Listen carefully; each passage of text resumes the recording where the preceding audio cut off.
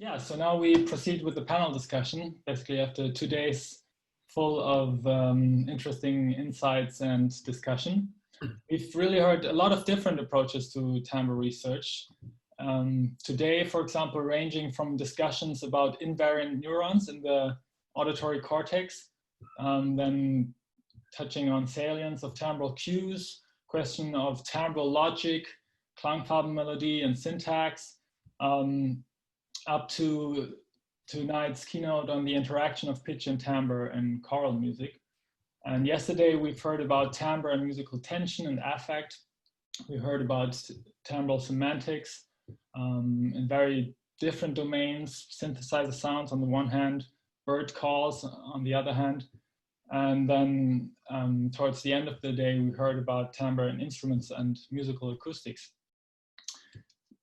I think besides these scientific issues, I think what's also really important is that we as a community here have come together and shown that it's possible, even in these crazy times, to gather and to interact using Zoom during the Q&A, during speed dating, using GatherTown, and I think that was a lot of fun too and very gratifying.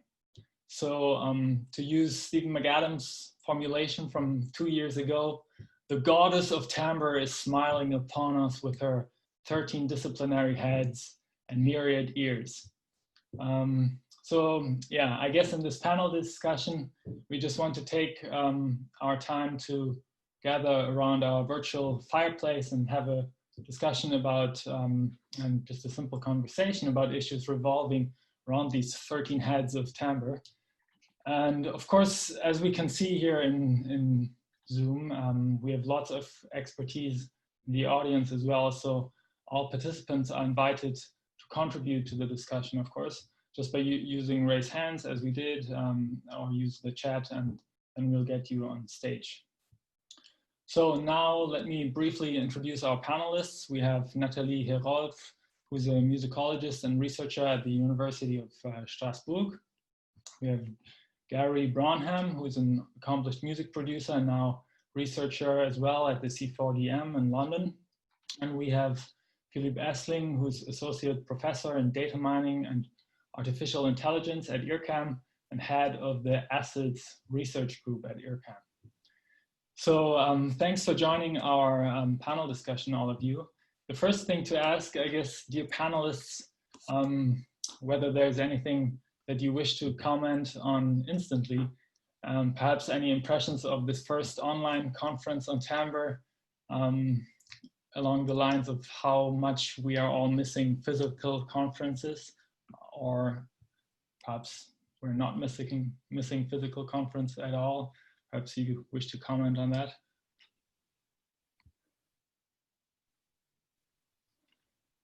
I am missing Greece for sure, but apart from that, I guess that, you know, that's interesting how human minds can adapt. And basically, I'm pretty sure we can get some very interesting ideas going on without having physical relationships.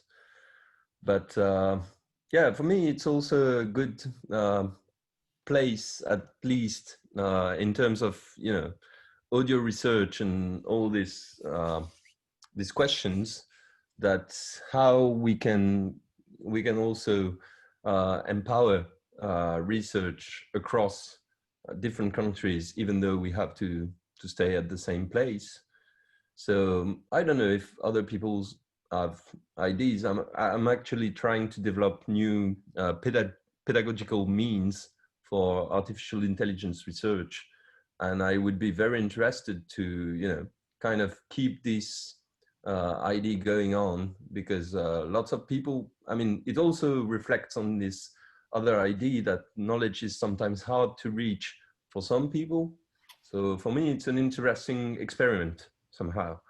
But yeah, it's more of a meta question, so I don't want to get lost right away at the beginning of the discussion. So I'm going to stop there.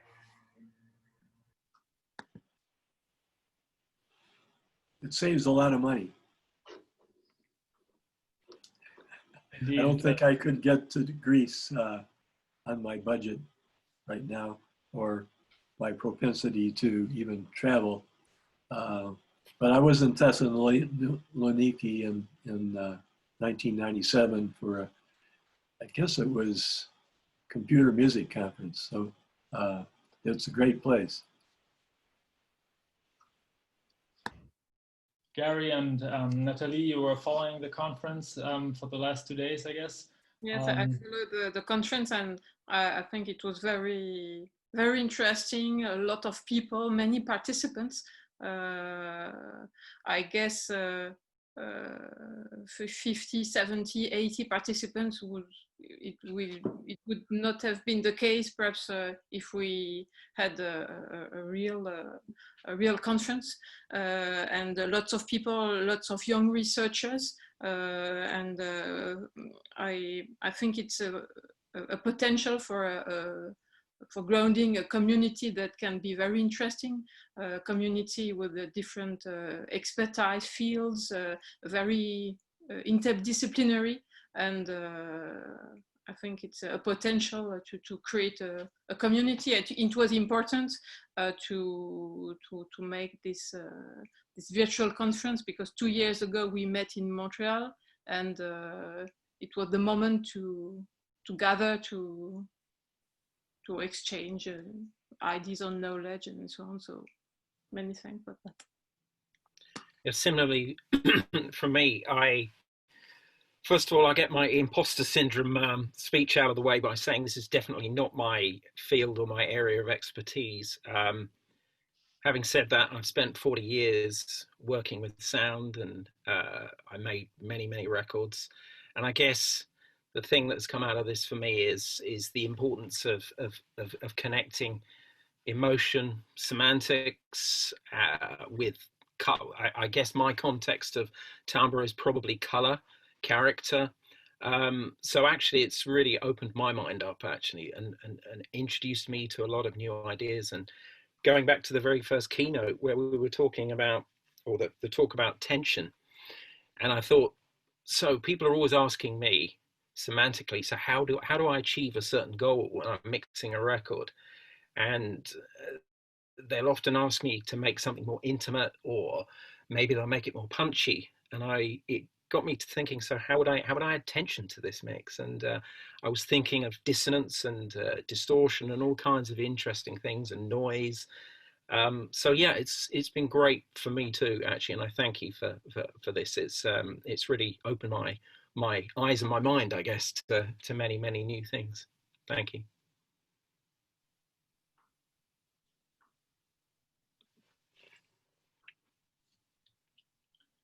Okay, so I guess that was everybody's intro statement. The next point to discuss, I mean, would be where we see the field moving from here on, right? That's the thing to do, I guess, with beers, that at the end of the conference, that we try to synthesize the insights that we gained during this meeting, and try to look forward. Where are we heading? So perhaps we could reflect on our own field of expertise, starting with the panel, and everybody could say what they think may be exciting developments for the next 10 years or so to come in their own field of expertise. I guess to direct this discussion a bit, for example, I would like to ask Philippe about, artificial intelligence, and more specifically the field of neural audio synthesis. So what can we learn from that in terms of timbre perception? Like, how can this field inform research and understanding on the perception of timbre? Wow, you start with a big one. So thank you for the question, even though it's kind of already, tough one. But okay, I'm gonna start with another question, because when you don't like the question, change it. And basically, I'd say there is something really important going on in the more popular sense of the appreciation of music. And that's really my feeling for what we hear on even, new electronic music and this type of things. It's like pitch is starting to disappear more and more from the electronic and, the young popular music. And it's somehow clear that timbre is now one of the backbone of electronic music composition, for instance. So I'm pretty sure that it's starting to be a central question in everybody's mind. And for me, it's a real, let's say, it's a big question because we've always been in the fringe of research when talking about timbre, because it was hard to understand and it was a little bit, a concept which was hard to define. And now it's becoming central even in the popular music sense. So for me, this is a real challenge where kind of I feel like the popular appreciation of a topic which is not yet very mature. I'm not saying the research on timbre is not mature, but I feel like there is lots of empty spots and there is so much to do still, but it's starting to be on the spotlight, And for me, it's a very interesting question. Like the popular appreciation went so fast compared to the research. So it's starting to really explode. I mean, at least that's what I'm sensing. And now to get back to your original question on what is the, let's say, amount of how artificial intelligence can inform this type of questions, mostly on perception. So I'm going to divide this in like 3 questions, let's say, if that's okay. I mean, if someone think I'm saying bullshit, just stop me out. But the first question is what artificial intelligence can bring in terms of timbre. And for me, this is a very, very peculiar question because there is this dichotomy between imitation and extrapolation, right? So basically, artificial intelligence or machine learning is very good at distribution estimation, which means you have a collection of things and you know well how to map the mean distribution, which means you kind of aim to have a mean error, which is good, which also implies that you kind of stay inside the limits of the collection that you have. And for me, this is a very huge question in how much artificial intelligence is not bound to smooth out the knowledge that we have on timbre, because it's kind of removing the outliers. It's like something I also fear about big data and this type of stuff, because you want to minimize the error across a set of examples. So the problem is, doing that, are you going to remove also the peculiarities and the things that are specific about some examples inside the set? For me, this is really a huge question when we talk about artificial intelligence and creativity. And now the second aspect is kind of not confusing what we think of perception, because we're talking about intelligence. And every time you talk about intelligence, people think, oh, it's like, is it going to replace humans, and this type of, lame questions. And basically, for me, it can be seen as an enhancer, something that will allow to simplify or, okay, I'm going to take a very pragmatic example. I'm talking a lot. I'm sorry about that. Please stop me if I'm talking too much. But I've been working with composers lately, like contemporary composers. And, we're doing these systems where we compress information and we give a very small information space from which you can generate new stuff. So basically, we are trying to take, for instance, all violin sounds and all screaming sounds, and we have only 3 dimensions to explain how these things are behaving. And this makes a synthesizer which has only 3 knobs, right? And so the problem is when this knob makes too much sense, the composer is not happy because, yeah, it's like clearly it's centroid, for instance. And when this knob doesn't make any sense, the composer is not happy as well because it doesn't make any sense. So the problem is, are we able to understand what artificial intelligence or machine learning is going to produce in terms of representation? So for us, we have a clear understanding of some dimensions, and these dimensions are really clear for us. And the point where the algorithm tells us this is a dimension that explains a lot, and this is like the major dimension, but you don't get it. You don't understand what is the perceptual correlate to this dimension, then we start getting lost again. So I think we need to work on this, I'd say instrumental gesture of AI, which means how do we interact with something which is able to organize audio information in a way that we can't really perceive it as a haptic, you know, something we can't get really a grip on. It kind of makes sense, but it's starting to get on the fringe of our own understanding. Sorry, it was a very weird. I think that was very. It made much sense. Yeah, thanks. So if I may then take over to direct a question to Nathalie. So Nathalie, I'd like to ask you that given that a significant portion of the Timbre-related research has been lately shifting towards the study of orchestration.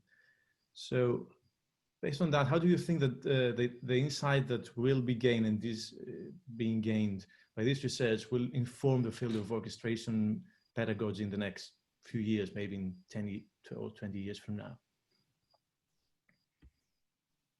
Yes, about the relation between timbre and orchestration. For me, it's timbre is closely related to orchestration, because we can say that orchestration, what is it? It is the art of manipulating timbre or of structuring timbre, and it's how to organize timbre in a creative way. It's a way to study timbre creative artifacts. So for me, orchestration is a way to study timbre in musical contexts, and it's a way to consider timbre as a musical material. And we saw during this conference that timbre can have different acceptions, that our definitions or conceptions of timbre are not unified. Maybe, I guess, if I try to define my own conception of timbre, it may be rather different from another conception of a psychologist, for example, who is experimenting on small stimuli. For example, I will not speak of stimuli, but of musical works or pieces. So for me, orchestration is a way to study musical timbre. For me, it's very important to relate timbre to musical context, musical strategies.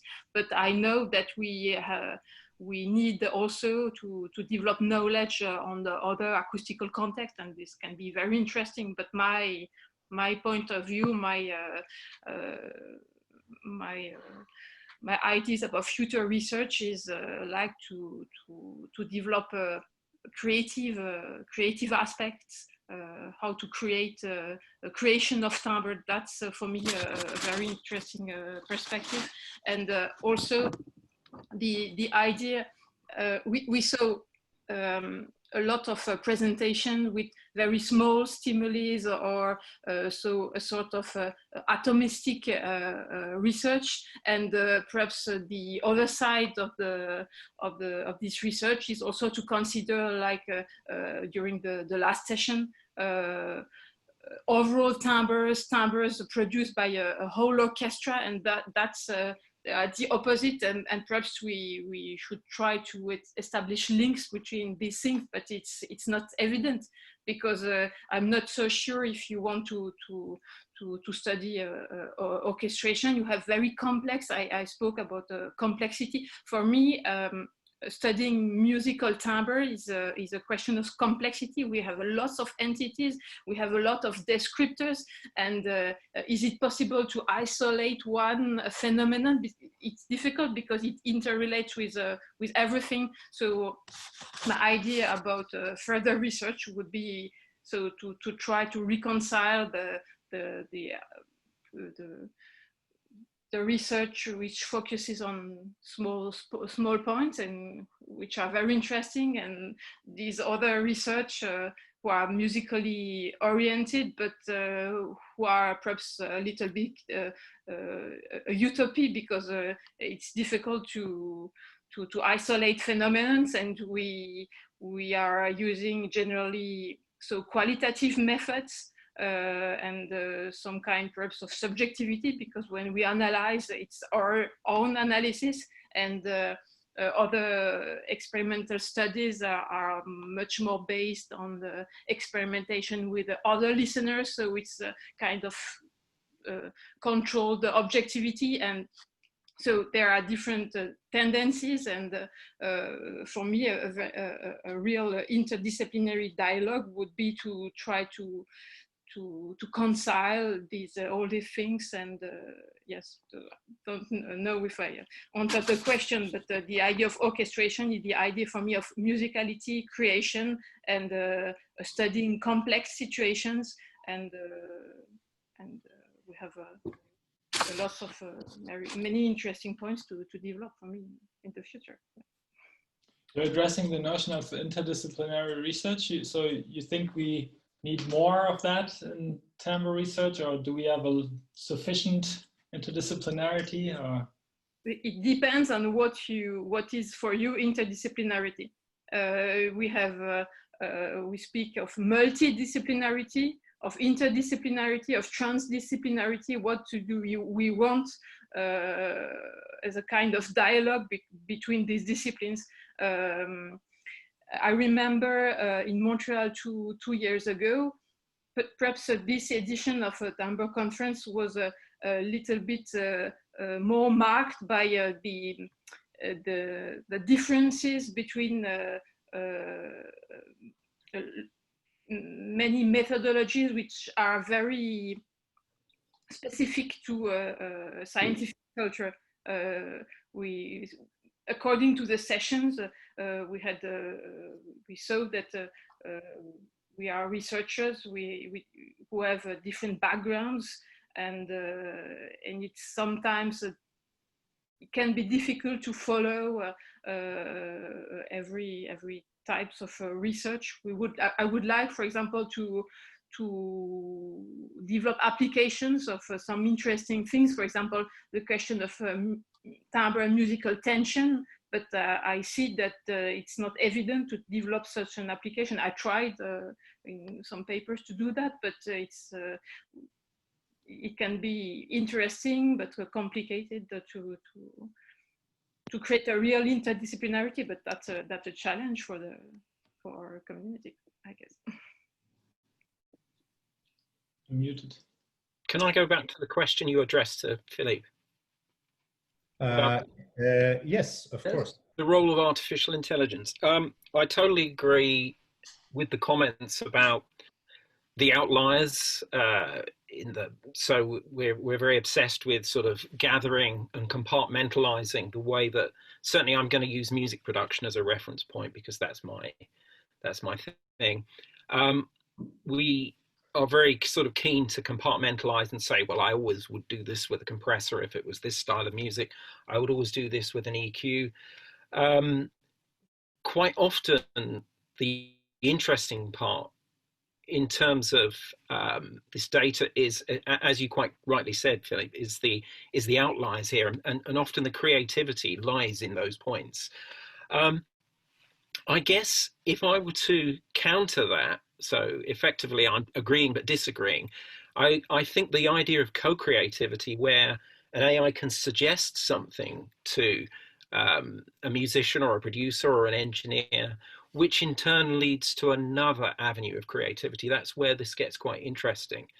I guess the problem here is your audience. So who are you aiming this technology at? We ran a 5-year research project fusing audio and semantic technologies, FAST, which we ran at Queen Mary. And what we learned from this is that we have 3 very set divisions.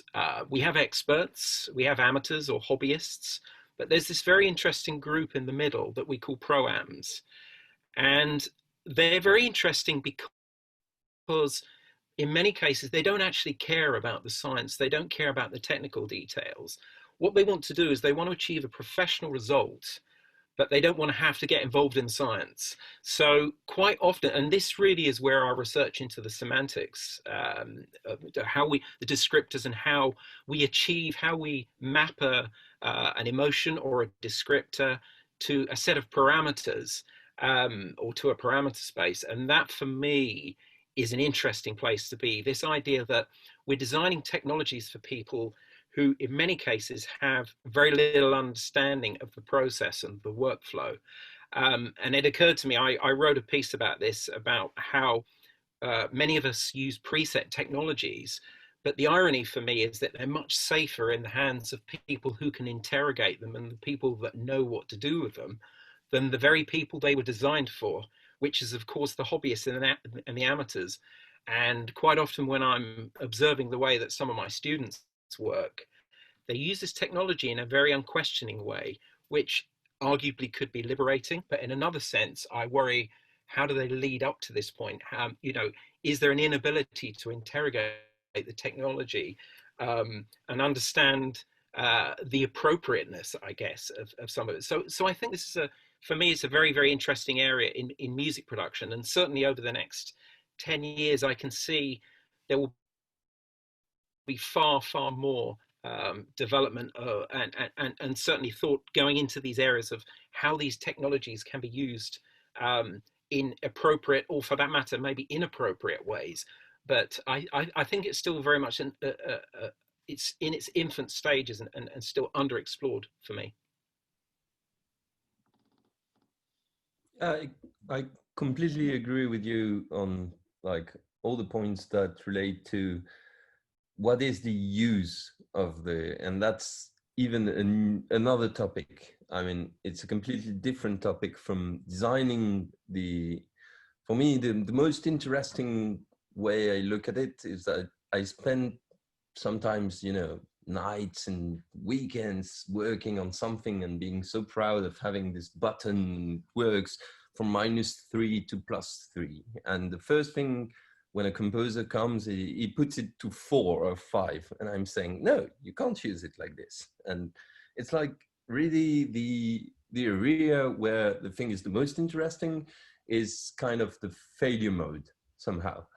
And of course, as you said, it completely depends on who and why the technology should be used. And I'm very much intrigued by how this is going to unfold in terms of music production, of course, but even for, the whole musical perception field, for instance. So I guess, I don't know, it's always the problem of an era. You don't know where things are going, and one day you wake up and you say, oh, wow, it's been there. So I don't know, for the artificial intelligence, for me, the problem is I don't know if we're going to reach a point where we should adapt our own perception.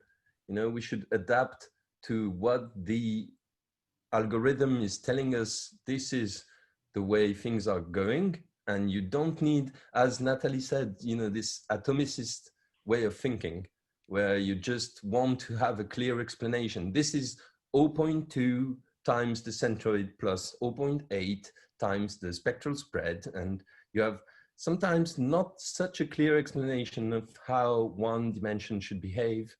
And we have to adapt to something in which it kind of overpower our own understanding. So for me, this is the point where it's going to start to be very interesting. But once again, when you talked about pro amateurs, for instance, you know, I've seen people, I did this weird thing called flow synthesizer where people could, you know, use a synthesizer just using a hand, and it would move all the parameters based on just one dimension or two dimensions. And people would use it in such weird and fucked up ways. I loved it. And at the same time, it made no sense. So we are kind of taking the questions to how much the system should adapt to each person. And I think it's really something that is kind of in the air, I'd say. You know, the subjective music. I don't know how to call it. It's super, super weird. But I guess one evolution of music is that everybody is going to do music at one point. You can see it as how people are now able to access DAW or, you know, synthesizers, and you don't really need to have a scientific background to use sound synthesis now. And you don't need education to do music. I think somehow this part is a good thing, as long as we keep this other stream of outliers, which still try to push inside completely different areas, people that are literate, maybe, I don't know. But maybe for me, the biggest achievement that machine learning can do is to bring music production, at least music creation in some form, to the general public. So everybody can kind of change and morph the music to their own liking. So.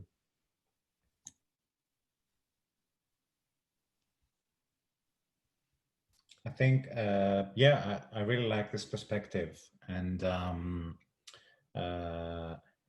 actually, more or less, Gary went into some topics that I had planned to ask him. So thank you, Gary. That's great. Now we can sort of open, what's the expression? Open the floor? Open the discussion to the floor. Sorry. So we invite anyone from the participants, if you want to raise a question, to bring up a topic, something that you think it's worth discussing. You can, I don't know, you can raise your hand, or you can, we encourage you to now, you know, turn on your cameras, use your microphones. Well, microphones, I guess, with a bit of caution. I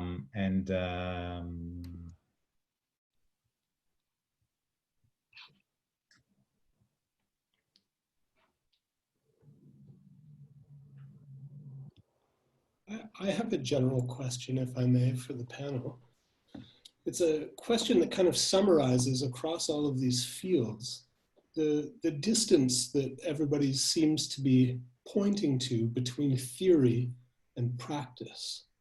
That we believe, on the one hand, that there is this practice of timbre, orchestration, user interfaces, some way of having direct connection to timbre in some sort of creative domain. And on the other hand, we have a body of theorizing or attempts to get at theories. And I wonder if the future isn't finding solutions for bridging this gulf between theory making on the one hand and the practice of making music at whatever level, in whatever genre, using whatever means we have available to us. I wonder if people might, on the panel, like to address that. Yeah, Mo, I find it very interesting. I mean, it's not only that in practical fields, like really practice, music production or instrument making or fields like that, but even in research practice, like doing psychophysical experiments, for example, we can do really nice timbre experiments, but we also do not really have a general theory. So I would agree that it extends in various fields there. Yeah, if I may, because I'm super interested in the question. And hello, Mo. Very nice seeing you, by the way. So yeah, I guess it's actually what I just said briefly, calling it the gestural, instrumental gesture of AI, for instance, because we create kind of new instruments. They have their own dimensions. And usually, you know, music production or musical instruments have been linked to a physical process. And now we've deported this physical process to completely digital and non-tangible area where, you know, you have dimensions and you can't relate them to a physical process. So how do you create something that you can play with where it's just a set of knobs? And it's been like a question that has been bugging me. And I think it's actually even a new field of research in itself, is we really need to create a system to interact with the system. So we have a system that produced the music, but we need a system to understand how do we interact with the system that produced the music. So now this is where I think this is a very subjective and kind of reinforcement learning type of idea, where you can recreate the interaction you want. And for me, it's a very exciting development that music can be thought as an immaterial thing that is not only produced as the result of a physical interaction with an object, right? So for me, I don't have a clear answer. I just have another question, which is, should we even question the way we interact with technology as being another field for machine learning, maybe, or for anything, in which the instrumental gesture is kind of absent? And how do we address this instrumental gesture of digital technologies? So shall I Yes, of try course. to offer something here? Yeah. I kind of started in the analog era with a mixing console and tape machines. And it occurs to me that we're still very locked into the traditional paradigms. We still use those as our metaphors and our reference points. And we see it with kind of plug-in technology. And actually, it's very interesting, this whole transition from analog to digital, in terms of, it seems like they have completely different motivations. And I'll give you a couple of real world examples in a minute. With analog, for me, it was all about kind of this approximating perfection, whereas with digital technology, it's very much about trying to perfect approximation. So we're trying to look back and we're trying to model a lot of these technologies, rather than treating them as new tools and kind of looking forward. And I think in many ways that's kind of held us back. And probably for me, what I have to do periodically is just throw away the technology that I use and use something new. Otherwise, I will repeat those patterns. I guess the thing I was going to talk about a moment ago was the fact that I'm continually asked when I mix something to make it sound like something. So this is very relevant to our discussion about timbre. So, because it's very much connected to style for me, and please correct me if someone disagrees. So I'm asked to do something where maybe, oh, could you make this vocal sound more pillowy? I mean, what the hell is pillowy? And I think, okay, so pillowy, I'll compress it and I'll use an opto compressor because it has a very fast attack and a very slow release. And therefore it will even out the transients. And then someone will say to me, yeah, that's exactly what I was talking about. Or they'll say, no, I completely got it wrong. So this, once again, coming back to this idea of appropriateness, seems to me quite sort of problematic in the way that we select sort of certain pieces of technology from our past, and we fail to kind of allow them to kind of go through this natural evolution that maybe they should do. And I think it's kind of this anti-progressive attitude in music production in many ways has really hindered us. And I definitely have to throw curved balls literally at my workflow to force me to think about things in new ways, where we're very much locked into certain paradigms, if that makes sense. Absolutely. And I think I would pick up on that, and you know, I can see like a thread between, let's say, the more traditional orchestration analysis, let's say represented by Nathalie in the panel, then you know the audio engineering, music production perspective, and then synthesizers, and how Philippe very nicely put it, the kind of the sound of today, right? So it seems to me that one way forward might be, you know, we've spent decades looking at isolated sounds, right? Understanding how we perceive timbre, what timbre is and what we can do with it through studying isolated notes. And this has a great value in itself. But for example, the work that Gary does and other people in audio engineering, and how effects shape sounds, and not only isolated sounds, but exactly, right? So a musician comes to you and says, I want you to make my sound, or I want you to make this particular album sound like that. Probably Philippe might be getting similar suggestions from the composers that he works with. And then maybe in more classical music, can we say that there is a specific sound for Beethoven versus Mozart versus, you know, it doesn't have to be individual composers. It could be, you know, the sound of the Baroque orchestra or the sound of the Romantic orchestra, and there we see some sort of blending of the notion of sound and the notion of timbre. That's, I think, something that could be a point to address in the coming years.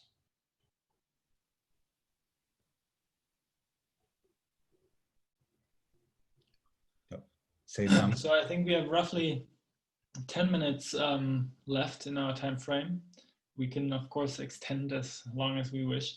We do have a question from the audience, from Juan, and it goes like, thinking about theory related to practice, I'm wondering about musical education on early stages, specifically ear training. What could be already clear or wide discussed about timbre and its perception that could be condensed and taught into those stages, right? So do we have, or do we need timbral ear training?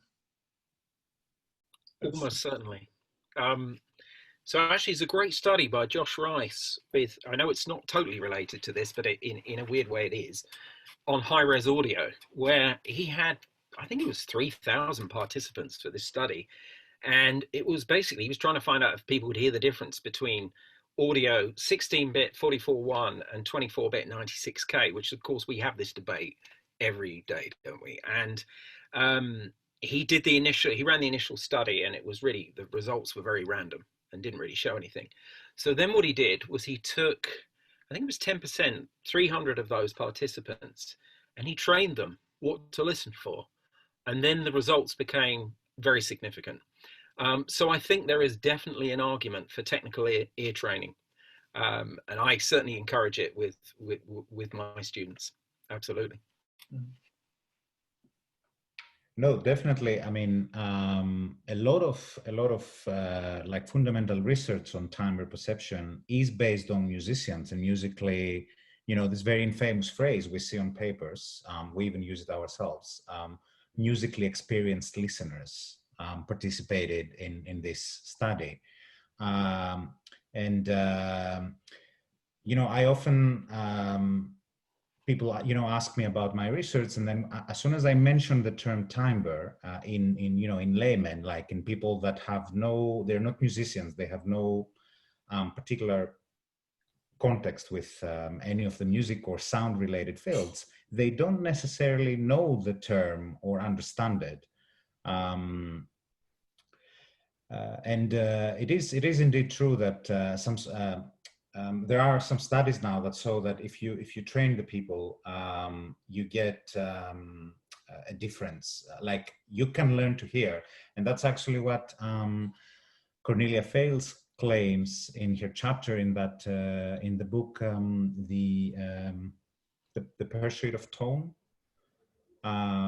this popular music studies book that was published a couple of years ago. I think it was launched in the Montreal Timbre Conference. So she claims, for example, that she studies the blogs in the forums in the EDM community in California, and she develops a theory that these listeners underwent some sort of perceptual training. So they learned to hear, to pay attention to timbres, to sounds, to textures, as opposed to melody and harmony. So this is entirely possible, and we definitely need that. I completely agree, if I may continue, because I like very much where this is going. And I think we have even historical type of examples. I mean, I don't know if it translates to concrete music, musique concrète, which is in French, musique concrète, right? Which means like Pierre Schaeffer and all these things where it was like trains, and trains are not music, but yet they are music now. And the same goes with electronic music. I guess that depending on the era where you were born, you can consider a different thing musical. So let's say, let's put aside like temporality and how, you know, Schaeffer questioned the way sounds were organized in time. And I don't know if you've seen this funny video, I love it. It's one of the first demonstration of the Moog synthesizer by Bob Moog. And it just played one of this system inside a big concert hall, and you can see children crying, actually. And it's kind of a weird scene where it's just playing this huge modular synthesizer and it's creating weird sounds, and everybody in the room is just completely shocked. Like, what's going on? What is this thing? And of course, it goes without saying that it depends on how you were born and where you were born, and we have different education. And I guess, of course, we can always expand. I don't know if I will be able to listen to all the sounds in the universe. I hope so. But maybe, I don't know if there is a proper education of timbre in itself.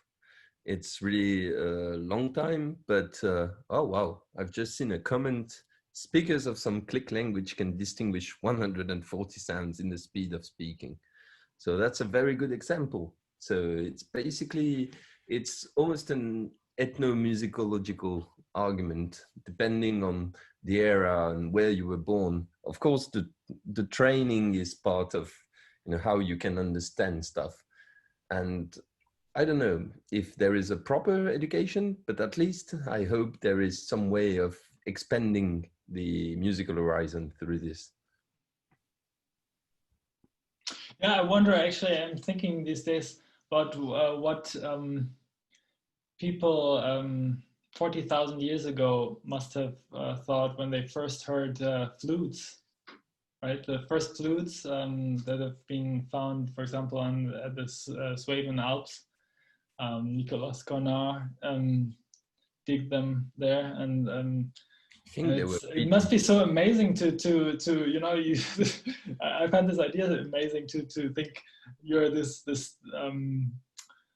human being living during the Ice Age, and then you come to this cave and you, for the first time, you hear a flute. I don't know, some sort of the birth of timbre perception in some sense.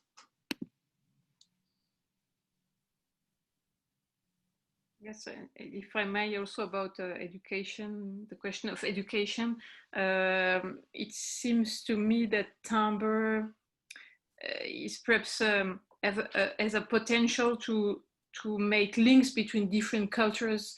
For example, in general education, it can be more easy to teach without score-based methods, and I guess that timbre aspects can be interesting for people who do not read music, or it's a way to teach music, but not with scores and notes and notation. But it's also very interesting for studying score-based music and following, for example, François Delalande. He speaks about the music beyond the notes. So for the musicians, it's the music beyond the notes of the score, and it can also touch other cultures. So for general education, or so it seems to me a promising parameter because music has it was often a specialized discipline, and perhaps difficult to teach because of a specific notation. But with timbre, we do not have these limitations. So the possibilities are that there is a real potential for me to perhaps to touch a general public and also musicians. So.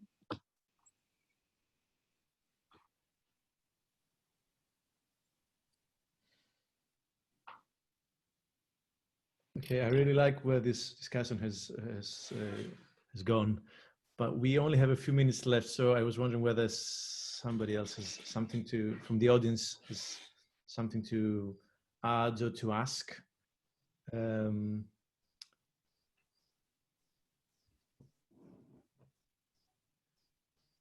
from the panelists, of course.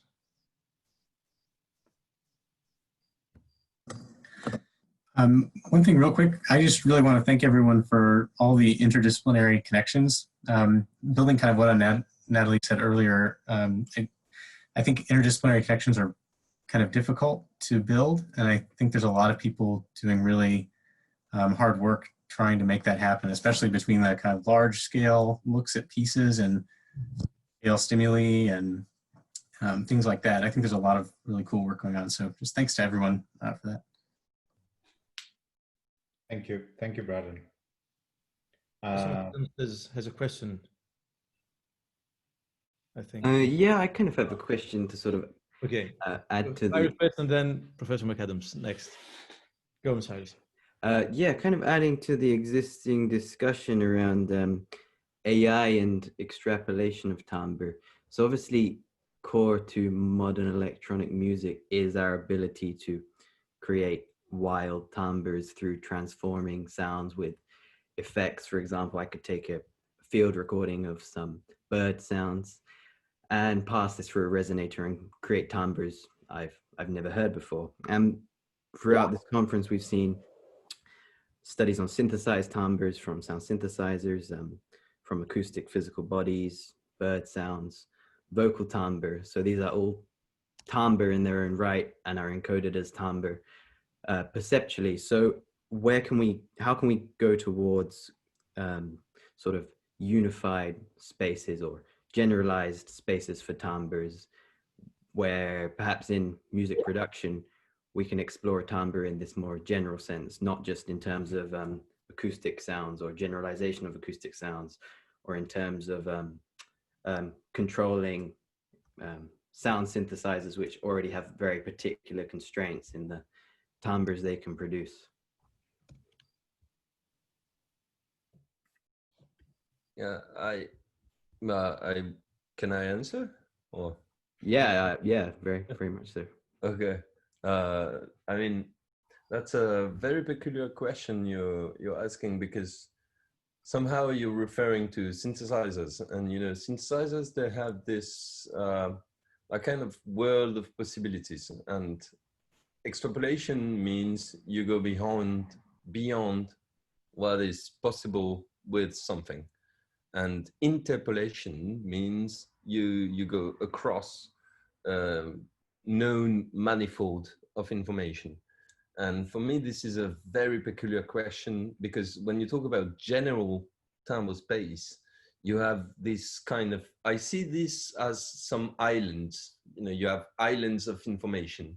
So you have islands where you know what's going on in this island and what's going on in this island, and it's kind of a probability mass. You have different mass of probabilities between, for instance, let's say you have like techno music and you have Beethoven, and what's going on between the island of Beethoven and techno music? Can you do something in this area where the probability is very low, but you know something exists? And the problem is, in the way AI right now organize information, this is where it fails.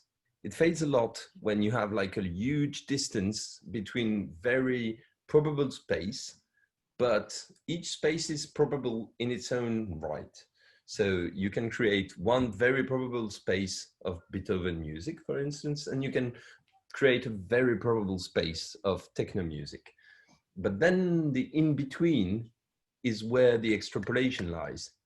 Because even though it can be interpreted as interpolation, it's still such a low probability event that you are creating something in its own right. So for me, I'm not sure we can aim for general timbre space, right? Where we can really span the whole perceptual area that exists. But we could at least try to map out an intersection. And for me, this is a very intense kind of field where you could mix the different technologies, because there is one technology which is good at mapping out these spaces, and another which is good as creating something from parameters. I don't know if I'm very clear now, so I'm going to try to be a little bit more scientific. You have the machine learning approach, which kind of takes complex information and summarize it in this probable space. And then you have these functional approaches, which are rule-based and create sound out of known rules.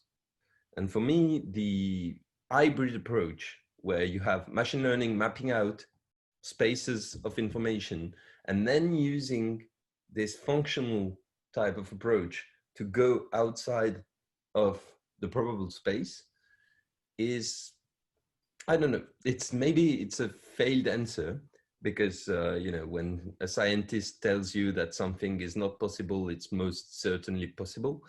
But I guess if we could mix the learning approach with a very functional synthesis approach, this is where we could extrapolate and get the whole space.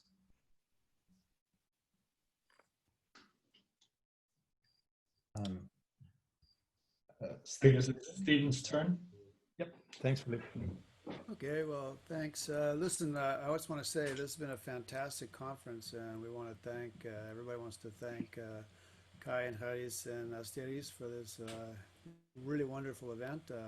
One of the things I noticed is that a lot of the questions we raised 2 years ago are still relevant, and there's been a lot of progress on them, so that's very encouraging. But there's a lot of new questions that are arising as well, which that's good. That means that it's actually taking form as a field and is generating new conversations, new dialogues, and new methods and so on. So I think that's really exciting. But there's also one thing that I'm finding interesting is this, there's a lot stronger focus on less on what timbre is, and we're getting past that finally, and what we can do with timbre, whether it's actually syntactic or structural or has its own internal logic or whatever. But I think the whole thing is very, very encouraging to me, and so I really just want to thank you guys for a really fantastic job in bringing us all together. You're very welcome. Thank you, Steve. Thank you, Stephen. We have another raise. We finalize with Claudia then. Yeah. Okay. Can I comment just quickly on what Steve just said? I mean, it's gonna be super quick, but I love the question of how we move past from why and to the how. It's kind of a transition to not forcibly understanding every dimension. And I think this is very resonant with what we said and what actually Gary said, and also Nathalie, on how we can use something, use concepts that we don't fully grasp And for me, this is a real direction of research, because this is really what I see right now in the machine learning community. It's kind of, we have these huge transforms and they do stuff. We don't understand why it works, but it works. And somehow I feel like Timbre is a really nice study, let's say, observation deck, where you can have this question of how we can use these things that we don't understand. So it's an interesting analogy between machine learning and Timbre research. Yeah. We still have to try to understand, though. So that means we'll be really successful, we'll change the world, but we'll never understand it. Oh, I don't know. Yeah, exactly. We have another comment by Claudia Fritz. I can't start my video because you stopped it. So. Oh. Let me try.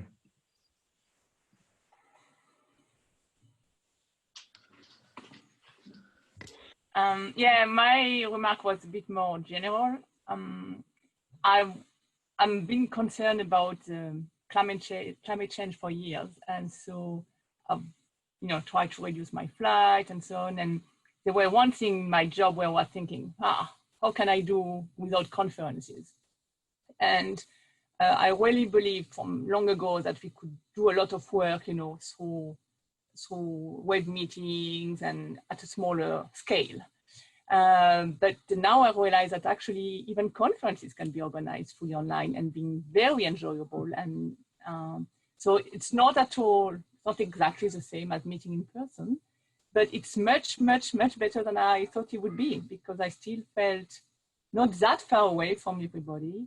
The musical interludes were amazing, even if I was able to connect my computer to my hi-fi system, so I had good audio quality, so it was quite nice. And yeah, and even the social gathering last night, I think Town Gather is a nice tool and actually allow you to interact. And so I think that's, you are probably pioneering here something by doing fully online, and I suppose we should continue just to save our planet. So maybe finding a pattern, or maybe 1 every 2 conferences, because I think it's still nice to meet in person, but maybe 1 every 2 could be fully online, and the other one could be, yeah. So if we all save a bit in terms of traveling, that would be very nice. So thanks for this amazing organization.